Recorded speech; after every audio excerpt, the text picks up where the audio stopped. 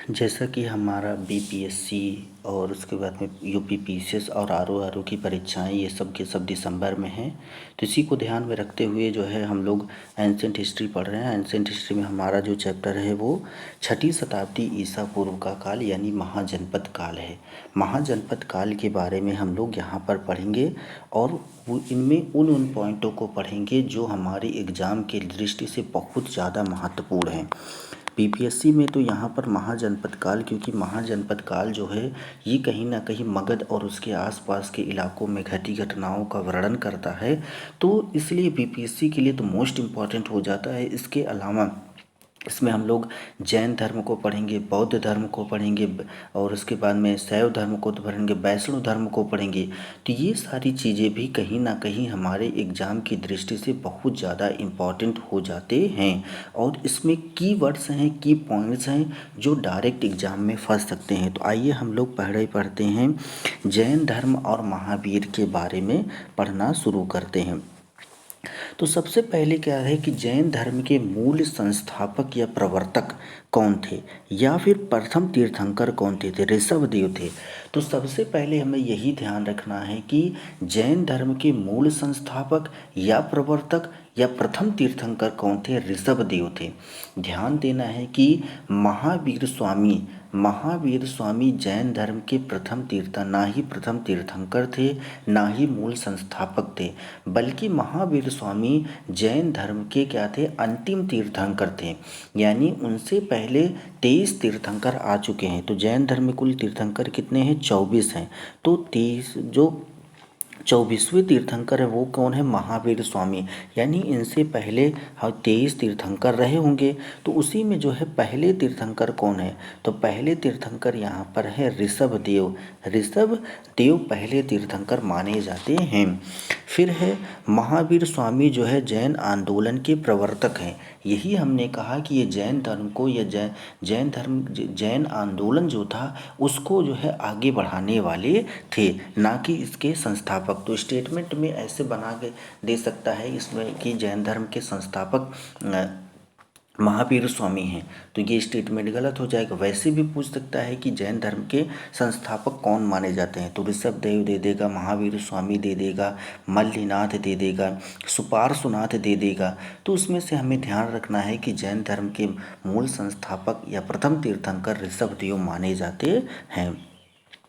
अगला हमारा क्या कह रहा है, अगला है कि प्रथम तीर्थंकर ऋषभदेव का जन्म अयोध्या में हुआ था और ये इक्ष्वाकु वंश से संबंधित थे। तो जो पहले तीर्थंकर थे कौन थे, ऋषभदेव। इनका जन्म कहाँ पर हुआ था, इनका जन्म हुआ था अयोध्या में। अयोध्या में इनका जन्म हुआ था। ये किस वंश से संबंधित थे, तो ये इक्ष्वाकु वंश से संबंधित थे। इक्ष्वाकु वंश से संबंधित थे ऋषभदेव। तो ऋषभदेव, तो ऋषभदेव का जन्म अयोध्या में हुआ था और ये इक्ष्वाकु वंश से संबंधित थे। फिर वहीं पर हमारा जो है यहाँ पर है दूसरे तीर्थंकर कौन थे, दूसरे तीर्थंकर थे अजितनाथ थे।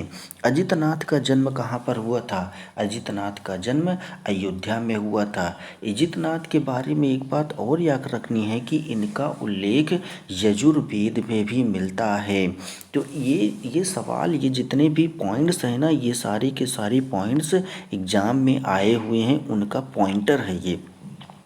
तो ध्यान देना है कि दूसरे तीर्थंकर का नाम क्या है, अजितनाथ है, अजितनाथ है। तो इनका जो है, इनका प्रतीक क्या है, इनका प्रतीक हाथी है।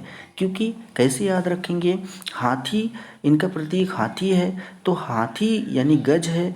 क्या कोई हाथी से जीत सकता है, अजित, अजित यानी यहाँ पर हम लोग देख रहे हैं अजित यानी जिसे जीता ना जा सके, अजित जिसे जीता ना जा सके। तो यानी गज यानी हाथी, हाथी से जीता जा सकता है, नहीं जीता जा सकता। तो ऐसे ही याद रखना है कि दूसरे तीर्थंकर थे अजितनाथ, इनका भी जन्म अयोध्या में हुआ था और इनका उल्लेख यजुर्वेद में देखने को मिलता है।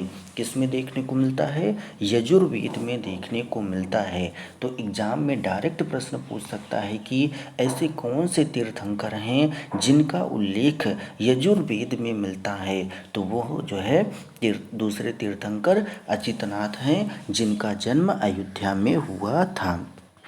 आगे हमारा है यहाँ पर 19वें तीर्थंकर है मल्लिनाथ। 19वें तीर्थंकर कौन है? मल्लिनाथ। मल्लिनाथ को श्वेतांबर लोग महिला मानते हैं, जबकि दिगंबर लोग पुरुष मानते हैं। एक बात याद रखना है कि ऐसे डायरेक्ट एग्जाम में प्रश्न पूछ सकता है कि ऐसे कौन से तीर्थंकर हैं जिन्हें श्वेतांबर महिला मानते हैं जबकि दिगंबर पुरुष मानते हैं। तो मल्लिनाथ ऐसे तीर्थंकर हैं जिनको श्वेतांबर महिला मानते हैं जबकि दिगंबर पुरुष मानते हैं। श्वेतांबर महिला मानते हैं जबकि दिगंबर पुरुष मानते हैं, और वे 19वें तीर्थंकर हैं। और मल्लिनाथ का जो है प्रतीक क्या है? कलश है। मल्लिनाथ का प्रतीक क्या है? कलश है। इतना हमें याद रखना है। 19वें तीर्थंकर है मल्लिनाथ, प्रतीक कलश है, श्वेतांबर महिला मानते हैं, दिगंबर पुरुष मानते हैं। आगे चलते हैं। फिर है 23वें तीर्थंकर जो कि बनारस के राजा अश्वसेन, यानी 23वें तीर्थंकर का नाम क्या है? 23वें तीर्थंकर का नाम है पार्श्वनाथ। क्या है? पार्श्वनाथ हैं। 23वें तीर्थंकर पार्श्वनाथ हैं। इनका जन्म कहाँ पर हुआ था? बनारस में। बनारस के राजा अश्वसेन के पुत्र थे। 23वें तीर्थंकर पार्श्वनाथ बनारस के राजा अश्वसेन के पुत्र थे। और इनका प्रतीक क्या है? इनका प्रतीक है सर्प। याद कैसे रखेंगे? पार्श्व सर्प, पार्श्व सर्प, ना इसे याद रख सकते हैं। सब प्रोनाउंस सर्प पार्श्व, सर्प पार्श्व। तो यहाँ से हमें देखना है कि पार्श्वनाथ, पार्श्वनाथ का प्रतीक चिन्ह क्या है? सर्प फण है। सर्प फण या सर्प है। 23वें तीर्थंकर है। 30 वर्ष की आयु में इन्हें गृह त्याग किया था और 84 दिन की कठोर तपस्या के बाद समेध शिखर पर इन्हें ज्ञान की प्राप्ति हुई थी। तो हमें याद रखना है कि जो पार्श्वनाथ हैं, पार्श्वनाथ ने कितने वर्ष की आयु में गृह त्याग किया था? पार्श्वनाथ ने 23 वर्ष की आयु में गृह त्याग किया था। कितने दिनों के बाद इन्हें जो है निर्वाण की प्राप्ति हुई थी? तो 84 दिनों के बाद इन्हें जो है 84 दिनों की कठोर तपस्या के बाद इन्हें ज्ञान की प्राप्ति हुई थी। 23वें तीर्थंकर पार्श्वनाथ को ज्ञान की प्राप्ति कहाँ पर हुई थी? समेध शिखर पर हुई थी। समेध शिखर कहाँ पर है? झारखंड में है। 23वें तीर्थंकर पार्श्वनाथ, प्रतीक चिन्ह सर्प फण है। 30 वर्ष की आयु में गृह त्याग किया और 84 दिन की कठोर तपस्या के बाद समेध शिखर पर इन्हें ज्ञान की प्राप्ति होती है। दूसरी बात, अगली बात यहाँ पर यह कि जो पार्श्वनाथ हैं, पार्श्वनाथ के प्रथम अनुयायी कौन थे? प्रथम अनुयायी उनकी माँ थी। उनकी माँ का नाम क्या था? वामा था। और उनकी पत्नी प्रभावती थी। तो पहली अनुयायी कौन थी? उनकी माँ वामा और उनकी पत्नी प्रभावती। वामा और प्रभावती, वामा उनकी माँ थी और पत्नी जो है उनकी प्रभावती थी। ये जो है पार्श्वनाथ की प्रथम अनुयायी माने जाते हैं। और पुष्पचूला भिक्षुणी संघ की अध्यक्ष थी। पुष्पचूला भिक्षुणी संघ की अध्यक्ष थी। तो यहाँ से ये स्टेटमेंट ऐसे घुमा फिरा के दे देगा, कहेगा कि पार्श्वनाथ की प्रथम अनुयायी पुष्पचूला थी, तो गलत हो जाएगा। और कह देगा कि अगला स्टेटमेंट पुष्पचूला भिक्षुणी संघ की अध्यक्ष थी, तो ये स्टेटमेंट सही हो जाएगा। तो पहली अनुयायी उनकी माँ वामा और उनकी पत्नी प्रभावती, और उसके बाद में जो है पुष्पचूला भिक्षुणी संघ की अध्यक्ष मानी जाती हैं।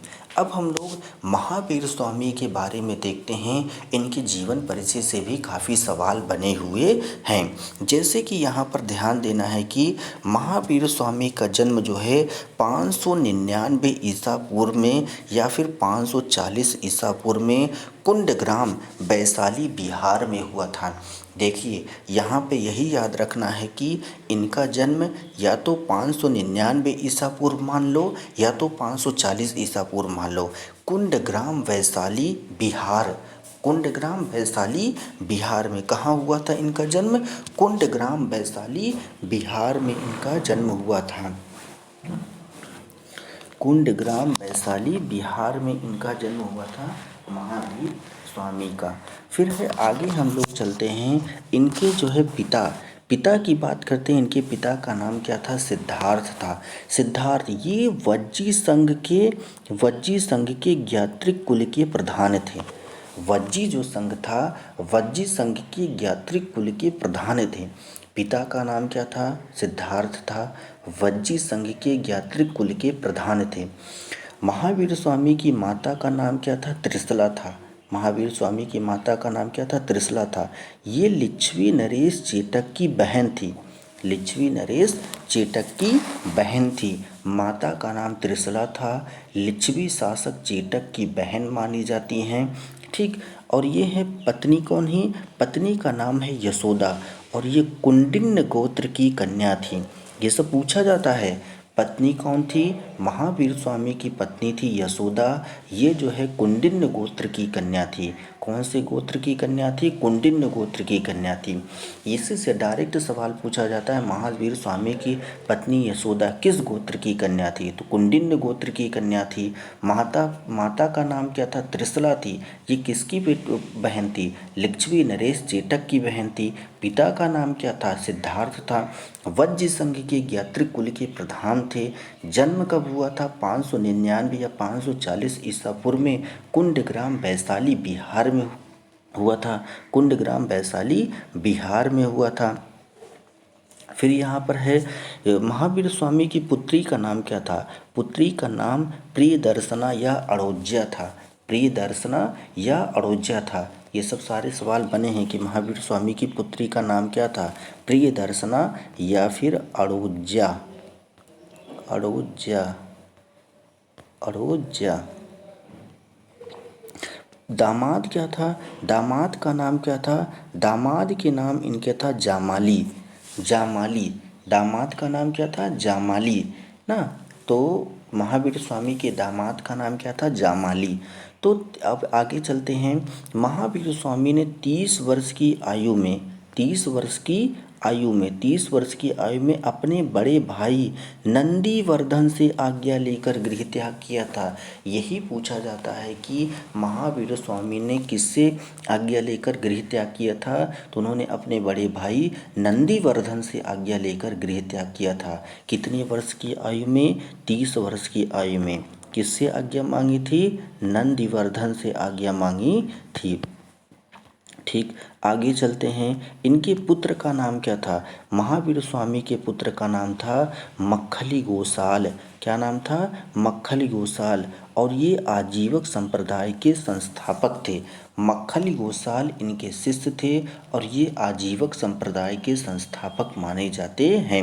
मक्खली गोसाल बहुत बार पूछा है कि आजीवक संप्रदाय के संस्थापक का नाम क्या है? तो हमें याद रखना है कि मक्खली गोसाल। क्या?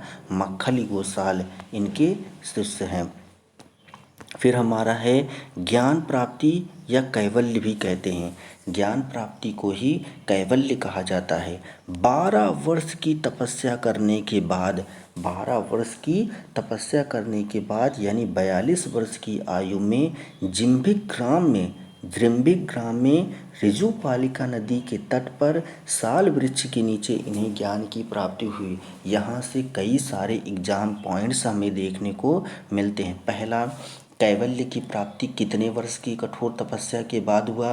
12 वर्ष की तपस्या के बाद हुआ। कितने वर्ष की आयु में हुआ? 42 वर्ष की। 30 वर्ष की आयु में छोड़े थे, 12 साल की तपस्या, 42 साल। कहाँ पर हुआ था? जिम्भृग ग्राम में हुआ था। कौन सी नदी थी? ऋजुपालिका नदी थी। कौन सा वृक्ष था? साल वृक्ष था। तो 12 वर्ष की तपस्या, 42 वर्ष की आयु, जिम्भिक ग्राम, ऋजुपालिका नदी, साल वृक्ष के नीचे इन्हें कैवल्य यानी ज्ञान की प्राप्ति हुई थी। निर्वाण की बात करें तो 527 ईसा पूर्व या 468 ईसा पूर्व में पावापुरी में हुआ था। पावापुरी राजगीर के समीप है। तो राजगीर के समीप पावापुरी में मल्ल राजा सुस्तपाल के यहाँ पर हुआ था। मल्ल राजा सुस्तपाल के यहाँ पर हुआ था इनकी मृत्यु या फिर निर्वाण की प्राप्ति। तो हमें इतनी बात याद रखनी है, पावापुरी में हुआ था जो कि राजगीर के समीप है। मल्ल राजा सुस्तपाल के यहाँ पर हुआ था। कितनी बातें पढ़ी हमने। इनका जन्म 599 ईसा पूर्व या 540 ईसा पूर्व कुंडग्राम वैशाली बिहार में हुआ था। पिता सिद्धार्थ थे, वज्जी संघ के ज्ञात्री कुल के प्रधान थे। माता त्रिशला थी जो लिच्छवी शासक चेटक की बहन थी। पत्नी यशोदा थी जो कुंडिन्य गोत्र की कन्या थी। पुत्री जो है प्रियदर्शना थी या फिर अड़ोज्जा थी। दामाद का नाम जामाली था। 30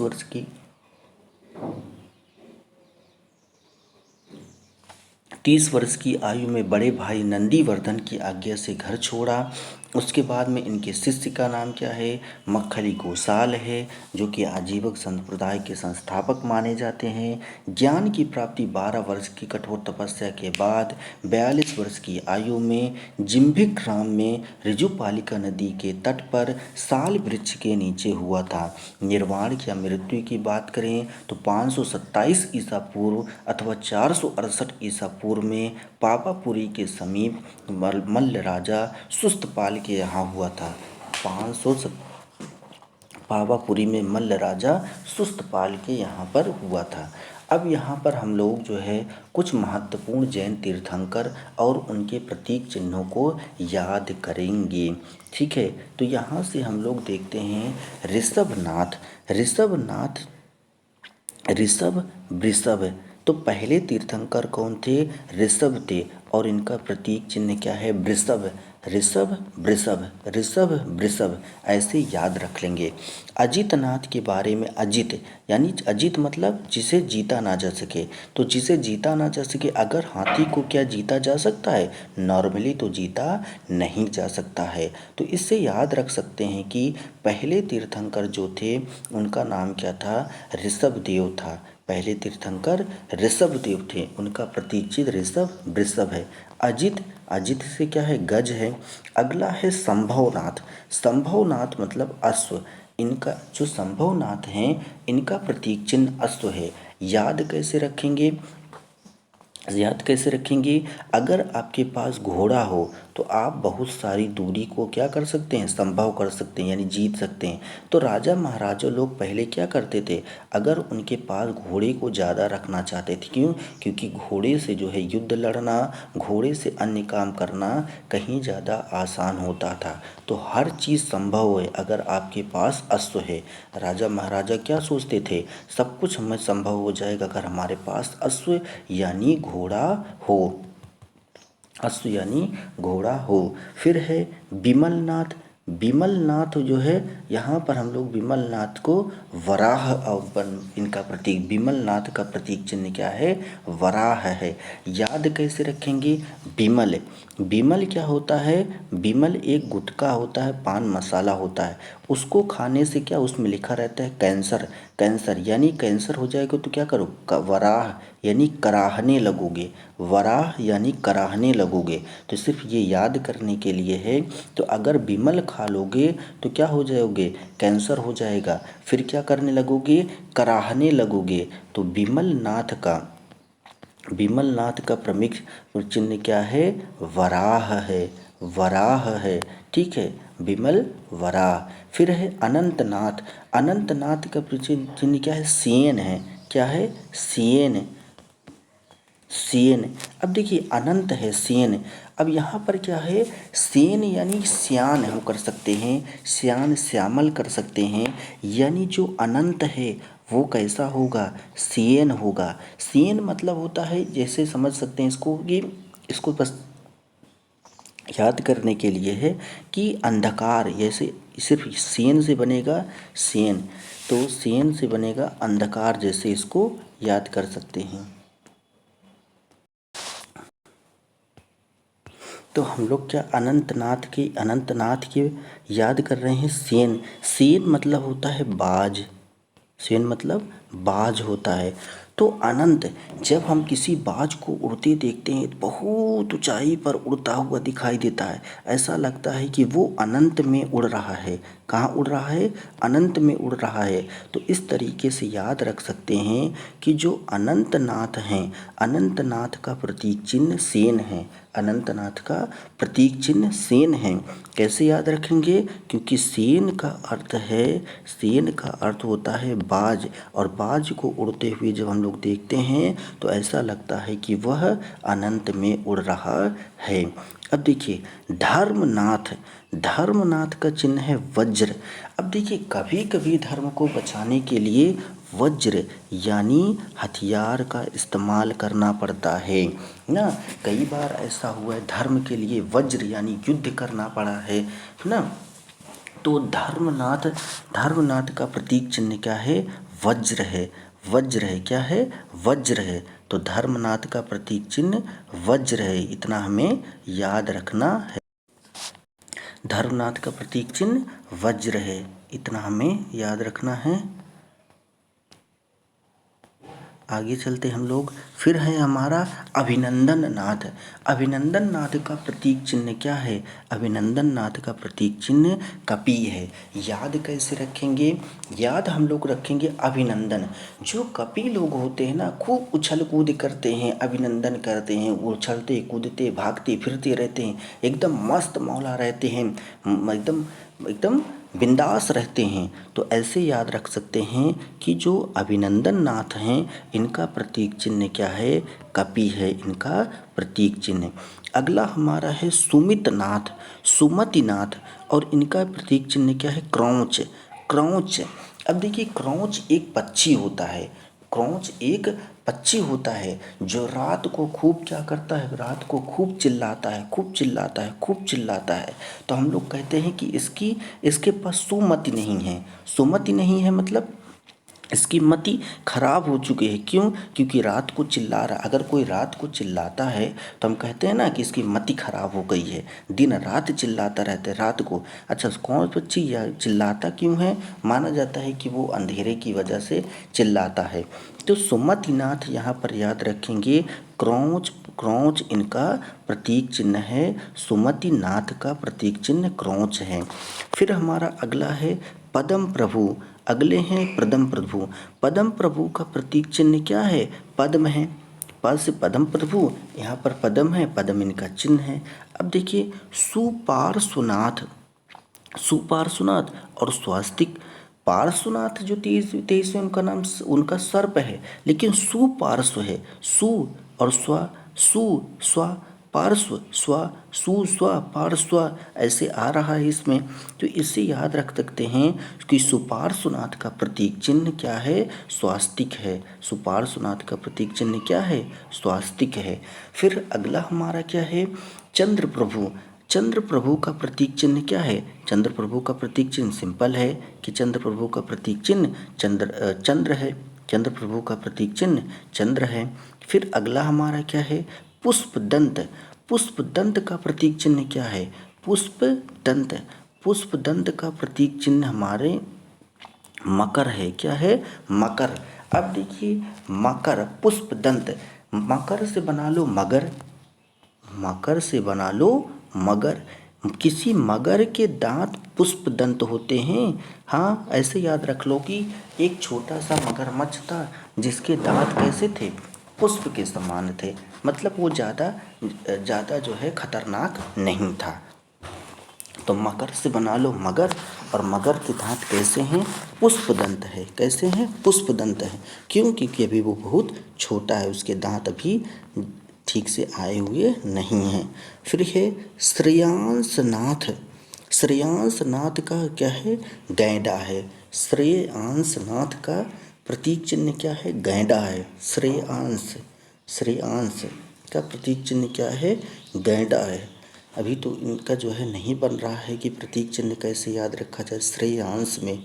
आप लोग इसको कोई ट्रिक से याद कर लीजिएगा। फिर है वसु पूज्य, वसु पूज्य महिष, महिष, वसु पूज्य क्या क्या है, महिष है।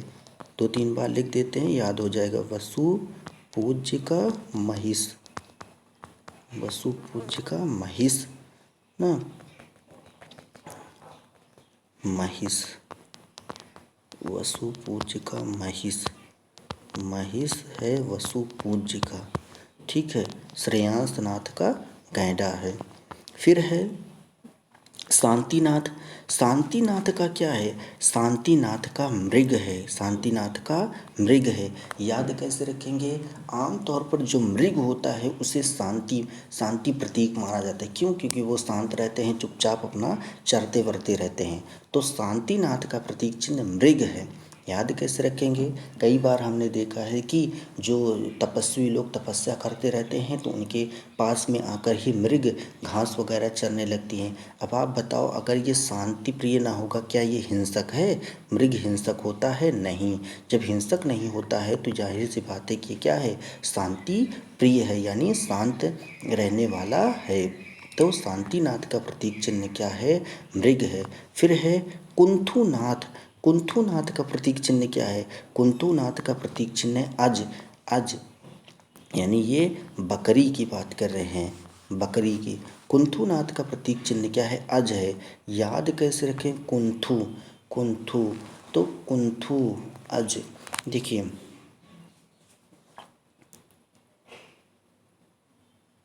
कुंथु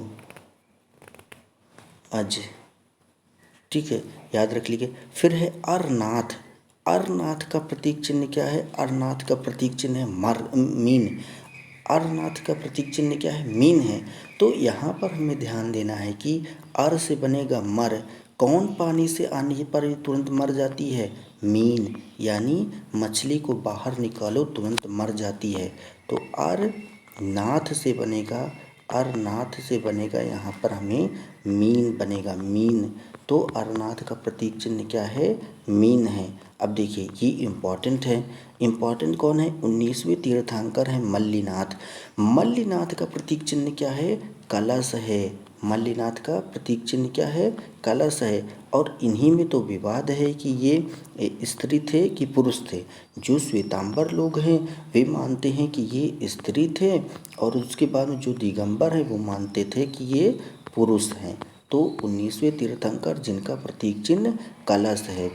फिर हमारा है अगले तीर्थंकर हैं मुनि सुब्रत। मुनि सुब्रत का प्रतीक चिन्ह क्या है, कूर्म। मुनि सुब्रत का प्रतीक चिन्ह क्या है, कूर्म।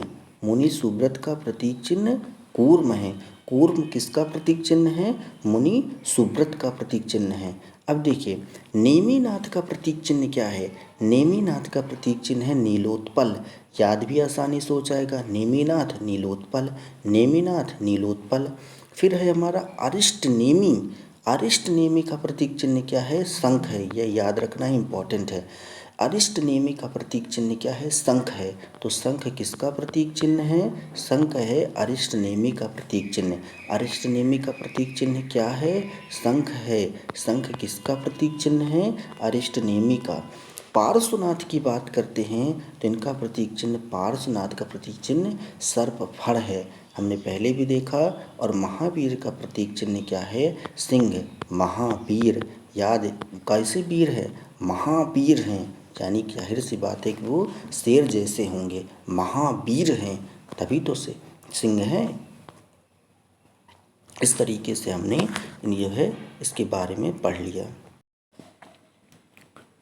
अब हम लोग पढ़ते हैं जैन धर्म के त्रिरत्न के बारे में पढ़ते हैं। जैन धर्म का त्रिरत्न कौन कौन सा है, सम्यक दर्शन, सम्यक दर्शन, सम्यक ज्ञान और सम्यक आचरण।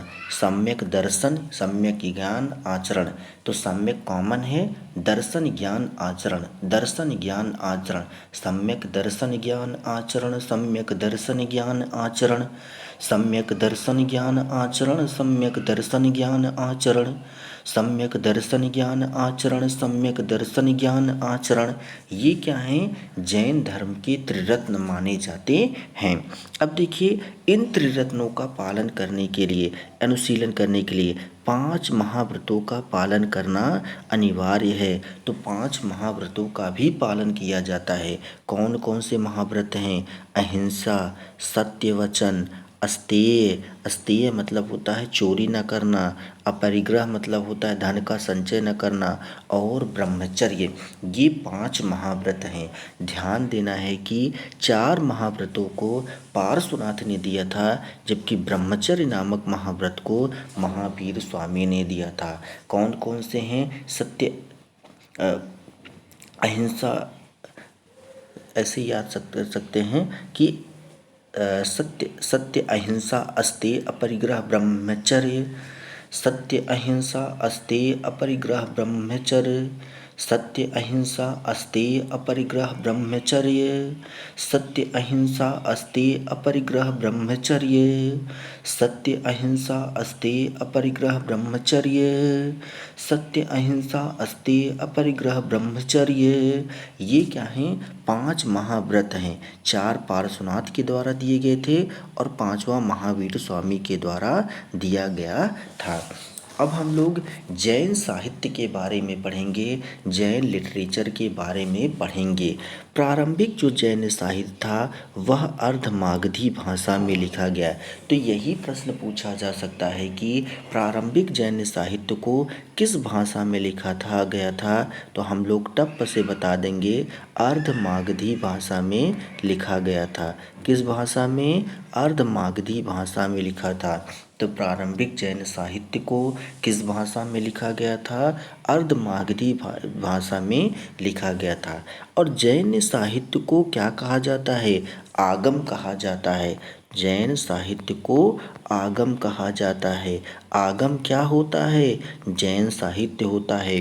जो जैन साहित्य होता है उसे ही आगम कहा जाता है। ठीक है, जिसमें 12 अंग होते हैं, 12 उपांग होते हैं, 10 प्रकीर्ण होते हैं, 6 छेद सूत्र होते हैं, 4 मूल सूत्र होते हैं। 12 अंग होते, अंगों की संख्या कितनी है? 12। उपांगों की संख्या कितनी? 12। प्रकीर्णों की संख्या कितनी है? 10। 6 छेद सूत्रों की संख्या कितनी है? 6। मूल सूत्र कितने हैं? 4। एक नंदी सूत्र है और एक अनुयोग द्वार है। क्या ये एग्जाम में आता है? जी हाँ, जी हाँ, पूछा जा सकता है कि जैन साहित्य में कितने अंग है? 12 अंग है। जैन साहित्य में कितने उपांग है? 12 उपांग है। जैन साहित्य में कितने प्रकीर्ण हैं? तो 10 प्रकीर्ण हैं। कितने छेद सूत्र हैं? 6 छेद सूत्र हैं। 6 छेद। 4 मूल सूत्र कितने हैं? 4 मूल सूत्र हैं। नंदी सूत्र कितना है? 1 नंदी सूत्र है। अयोग द्वार कितना? अनुयोग द्वार कितना है? 1 अनुयोग द्वार है ना। फिर है आगम ग्रंथों की रचना। श्वेतांबर संप्रदाय के आचार्यों ने महावीर स्वामी की मृत्यु के बाद किया था। सबसे मोस्ट इम्पॉर्टेंट बात यहाँ पर प्रश्न में जैसे स्टेटमेंट बना के दे देगा कि आगम ग्रंथों की रचना दिगंबर संप्रदाय के आचार्यों ने किया था। और दूसरा स्टेटमेंट दे देगा कि आगम ग्रंथों की रचना महावीर स्वामी के जीवन काल में ही हो गया था। तो दोनों कथन गलत हो जाएंगे। क्यों? क्योंकि जो है आगम ग्रंथों की रचना श्वेतांबर संप्रदाय के आचार्यों ने किया था, वहीं पर जो है महावीर स्वामी की मृत्यु के बाद जो है इसको संकलित किया गया था श्वेतांबर संप्रदाय के आचार्यों के द्वारा। जैन धर्म के आचरांग सूत्र में भिक्षुओं के आचार नियम व विधि निषेधों का वर्णन है। देखिए, नाम से ही आ रहा है आचारांग सूत्र। तो आचरण के बारे में बात कर रहा है।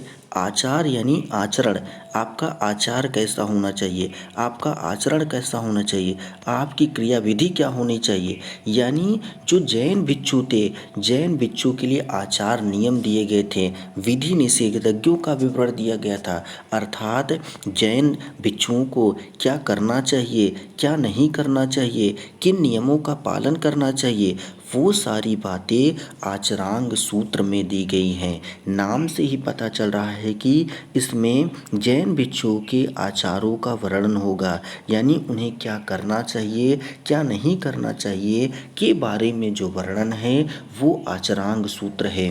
तो आचरांग सूत्र किसका वर्णन करता है? जैन भिक्षुओं के आचार नियम, विधि निषेधज्ञों का विवरण हमें आचरांग सूत्र में देखने को मिलता है। अगला हमारा है भगवती सूत्र। भगवती सूत्र की बात करते हैं, जिसमें महावीर स्वामी के जीवन के बारे में वर्णन है। तो पूछा जा सकता है कि महावीर स्वामी के जीवन का वर्णन किसमें मिलता है? तो वह भगवती सूत्र में मिलता है। यानी जो भगवती सूत्र है इसमें जो है यहाँ पर भी दिया है, भगवती सूत्र महावीर जी स्वामी के जीवन पर प्रकाश डालता है और इसमें 16 महाजनपदों का उल्लेख देखने को मिलता है। तो ऐसा कौन सा सूत्र है या ऐसी कौन सी रचना है जो महावीर स्वामी के जीवन पर प्रकाश डालता है, महावीर स्वामी के जीवन पर प्रकाश डालता है, अर्थात उनकी जीवनी किस पर लिखी गई है। और उसकी जीवनी, महावीर स्वामी की जीवनी हमें भगवती सूत्र में देखने को मिलती है। अगला हमारा है नए धम्म कहा। नए धम्म कहा में महावीर की शिक्षाओं का संग्रह है। तो महावीर की शिक्षाओं का संग्रह किसमें देखने को मिलता है? नए धम्म कहा में देखने को मिलता है। महावीर की शिक्षाओं का संग्रह नए धम्म कहा। महावीर की शिक्षाओं का संग्रह नए धम्म कहा। महावीर की शिक्षाओं का संग्रह नए धम्म कहा। महावीर की शिक्षाओं का संग्रह नए धम्म कहा, नए धम्म कहा, नए धम्म कहा। महावीर की शिक्षाओं का संग्रह नए धम्म कहा। भगवती सूत्र महावीर की जीवनी। भगवती सूत्र महावीर की जीवनी। भगवती सूत्र महावीर की जीवनी। भगवती सूत्र महावीर की जीवनी। भगवती सूत्र महावीर की शिक्षाओं का संग्रह नए धम्म कहा। महावीर की शिक्षाओं का संग्रह नए धम्म कहा।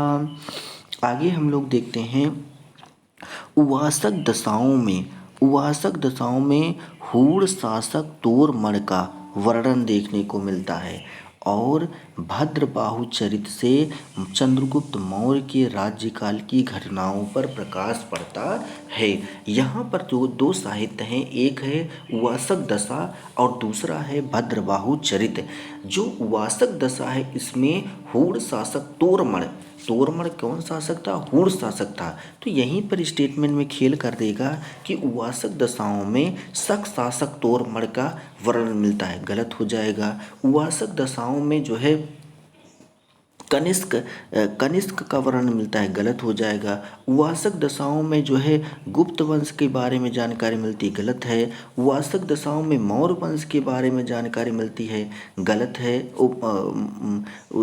गलत है। तो यहाँ से हम लोग देखेंगे कि जो उवासक दशा है इसमें हूण शासक, उवासक दशा में हूण शासक तोरमण के बारे में जानकारी देखने को मिलती है। वहीं पर भद्रबाहु चरित्र में चंद्रगुप्त मौर्य के बारे में जानकारी देखने को मिलती है। याद कर लेते हैं, उवासक दशा में हूण शासक तोरमण की जानकारी। उवासक दशा में हूण शासक तोरमण की जानकारी। उवासक दशा में हूण शासक तोरमण की जानकारी। उवासक दशा में हूण शासक तोरमण की जानकारी। उवासक दशा में हूण शासक तोरमण की जानकारी। भद्रबाहु चरित चंद्रगुप्त मौर्य। भद्रबाहु चरित चंद्रगुप्त मौर्य। भद्रबाहु चरित चंद्रगुप्त मौर्य। भद्रबाहु चरित चंद्रगुप्त मौर्य। अगला हमारा है भद्रबाहु ने कल्प सूत्र को संस्कृत में लिखा था, जिसमें तीर्थंकरों के जीवन चरित्र है। अब देखिए, यही तो यहाँ पर इम्पोर्टेंट है, 3-4 बातें। पहली बात, भद्रबाहु ने किसकी रचना की? कल्पचरित की रचना की। भद्रबाहु ने भद्रबाहु चरित भी रचना की और भद्रबाहु ने कल्प सूत्र की भी रचना की। कल्प सूत्र को उन्होंने किस में लिखा था? संस्कृत में लिखा था। और कल्प सूत्र में क्या है? तो जो जैन तीर्थंकर हैं, इनकी जीवनी देखने को मिलती है। भद्रबाहु चरित में जैन तीर्थंकरों की जीवन चरित्र है, या फिर जैन तीर्थंकरों का जीवन परिचय किसमें देखने को मिलता है? कल्प सूत्र में देखने को मिलता है। कल्प सूत्र को किसने लिखा था? भद्रबाहु ने लिखा था। कल्प सूत्र को भद्रबाहु ने किस भाषा में लिखा था? संस्कृत भाषा में लिखा था। फिर है, हमने देख लिया है कि जो भगवती सूत्र है, इसमें महावीर स्वामी के जीवन पर प्रकाश डाला गया है और इसमें 16 महाजनपदों का उल्लेख देखने को मिलता है। आगे है, जैन धर्म में 18 पापों की कल्पना की गई है।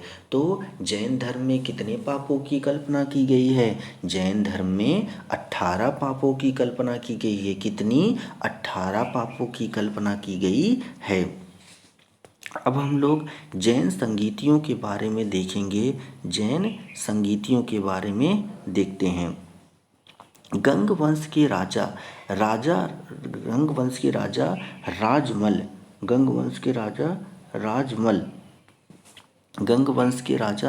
राजमल चतुर्थ के मंत्री एवं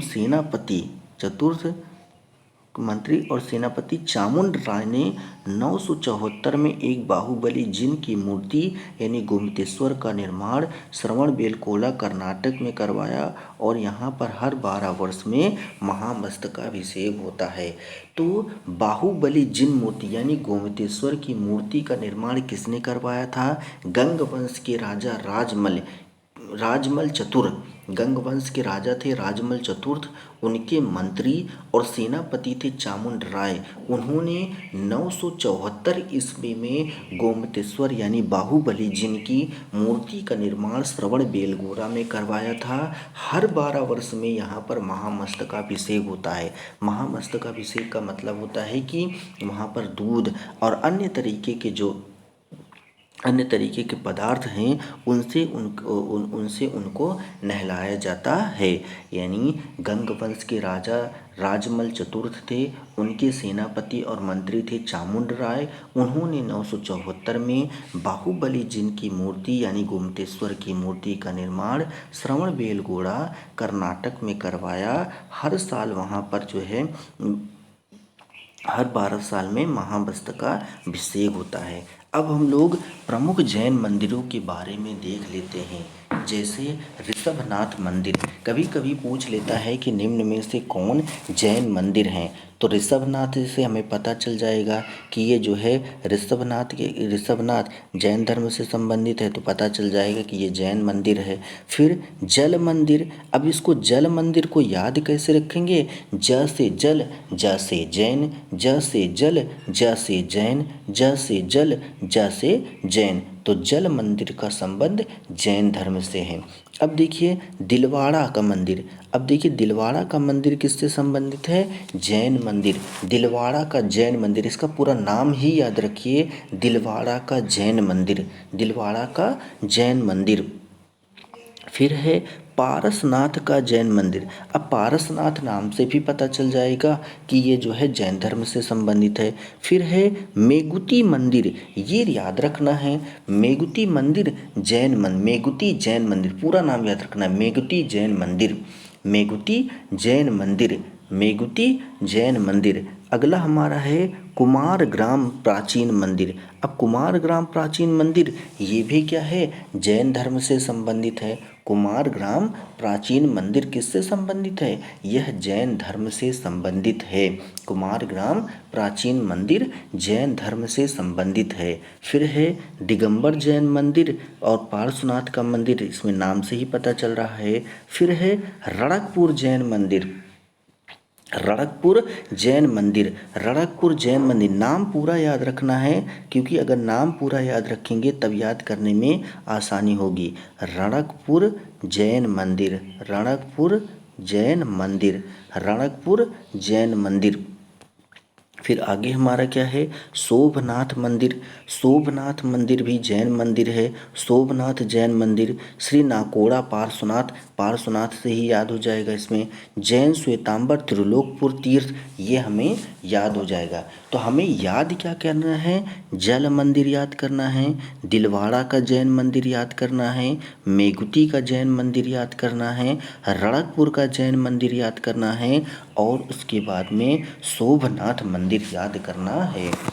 अब थोड़ा सा गीत संगीत के साथ, जल जैन मंदिर, जल जैन मंदिर, जल जैन मंदिर, मेघुती जैन मंदिर, जल जैन मंदिर, जल जैन मंदिर, मेघुती जैन मंदिर, जल जैन मंदिर, मेघुती जैन मंदिर, जल जैन मंदिर, मेघुती जैन मंदिर, जल जैन मंदिर, मेघुती जैन मंदिर, जल जैन मंदिर, रणकपुर जैन मंदिर, रणकपुर जैन मंदिर, सोमनाथ मंदिर, रणकपुर जैन मंदिर, सोमनाथ मंदिर, रणकपुर जैन मंदिर, सोमनाथ मंदिर, रणकपुर जैन मंदिर, सोमनाथ मंदिर, रणकपुर जैन मंदिर, सोमनाथ मंदिर, रणकपुर जैन मंदिर, कुमारग्राम प्राचीन मंदिर जैन धर्म, कुमारग्राम प्राचीन जैन मंदिर, कुमारग्राम प्राचीन जैन मंदिर, कुमारग्राम प्राचीन जैन मंदिर,